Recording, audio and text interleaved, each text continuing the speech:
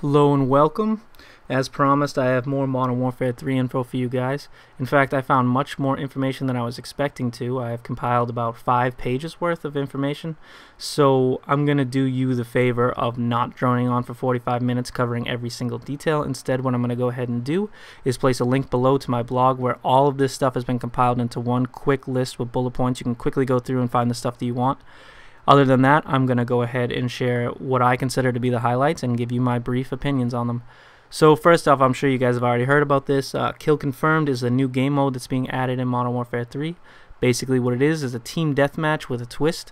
When you kill an enemy, they drop a dog tag, and the only way to score points for your team is to collect the dog tags that are dropped.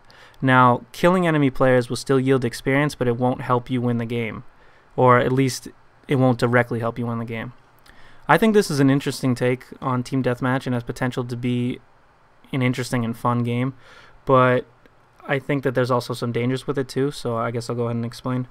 I think that it's good that you have to pick up the dog tag, so there is some kind of objective that's forcing players to move around, so you can't just sit perched up and just kill people and win the game that way. Unfortunately though, I think while it will, remove that form of camping from Team Deathmatch, I think that people will start camping bodies. Like for instance, if you're walking around and you see your teammate die, you might just camp his dog tag because you know the enemy team's going to try to come in and take it anyways. So while it will remove some forms of camping, I think it's going to give birth to a whole new style of camping around. So we'll see how it works out. I definitely think it's an interesting take, and I will certainly give it a chance when I pick up Modern Warfare 3. Something small that was actually noted and that I saw from the gameplay itself is that idle sway has returned to guns. And while this might seem like a small detail, it's actually a very big deal because Modern Warfare 2 didn't have the idle sway, and those guns were basically lasers. It was so easy to pick someone off across the map. It took no skill whatsoever, and it made like sitting back in the map a really viable tactic. And I think that simply putting idle sway back into the game will make it much more difficult for players to try to remain in the back of the map and pick players off. I think they'll have to be a little more mobile, get better positioning, and that's definitely a great thing to see of the game. Now, by far the biggest difference in Modern Warfare 3 from other previous installments in the franchise is the revamped killstreak system. Honestly, I probably shouldn't even call it a killstreak system. It's now a point streak system, meaning that both completing objectives and getting kills will help you earn points in your next streak. I think that this is an extremely warranted change and is something that the series is needed because, to be honest, kill streaks have always favored one particular type of player and one game type in general, and that is Team Deathmatch and the kill whore. So now that they've changed it up and created different kill streak packages, or strike packages as they're called, it really helps support each individual style of gameplay and will allow people to play the way that they want and be successful at the same time. So the first package that exists is the Assault package, and basically this package is your standard kill whore kill streak package. And in this package, just like in COD 4 and Modern Warfare 2, kill streaks stack. So basically when you get your attack helicopter, let's say it gets 2 kills, it'll help you earn your little bird gunner. Now for the next package, the support package, which is basically your helping teammates out by calling in UAVs, counter UAVs, stuff of that nature, kill streaks do not stack. But instead, kill streaks do not reset with deaths. So for instance, say you get 3 kills and die, and then spawn back in and get another kill, you'll remain on that streak and continue to get kill streaks as you go through. So basically how this works is whatever your highest streak is, whatever your highest kill is, let's say it was 8, once you get your 8th kill, then your kill streaks will reset and you can go on earning them. Therefore, if you stay alive for a long time, you can continue to rack up kill streaks, and I think that that is something that I've wanted in the game for a long time, because personally when I go on like 20 kill streaks or 20 plus kill streaks, I mean, you want to keep getting rewarded, and sometimes you feel like you might as well just go and die so that you can earn your streaks again. And finally, the third package, which in my opinion is the most interesting by far, is the Specialist package. And how this works is each time you reach a kill milestone, and I believe the milestones are set at 2, 4, and 6, you get to choose additional perks. And I think on the first one you get to choose 1 additional perk, or maybe 2, and then on the second one you get to choose more, and then on the 6 kills you get to choose even more. So then you're running around just like an absolute juggernaut, running around the map destroying people. And I think that's a really interesting way to play the game, and it'll be fun to see those people who are just super powered up running throughout the map going on streaks. Now, while I think this revamped system is a great idea, I think it also presents some possible problems too.